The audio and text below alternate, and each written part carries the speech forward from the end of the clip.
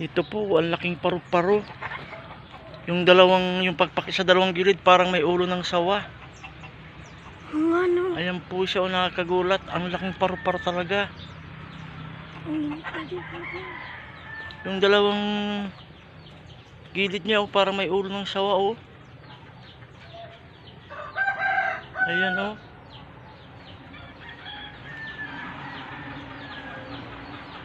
Anak, iyan mo daw, iyan ko.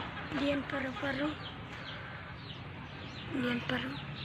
Uy, yung ano, pakpak. Yung pakpak niya ang ganda, oh. Tapos yung dalawang gilid niya parang sawa. Hindi, may sira yung pakpak niya. Kawawa naman, oh. Ay, sira yung pakpak niya. Tingnan mo dito, oh. Hayaan mo na, anak ko. Dalawang gilid ng ano niya, oh, parang may... Kala ko nga sawa, eh. Talaga, oh. May sira yung pakpak.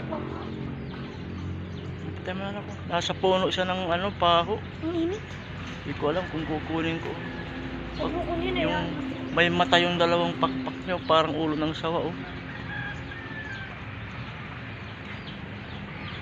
Laking paro-paro. Muna. Yan mo na. Patayin mo na.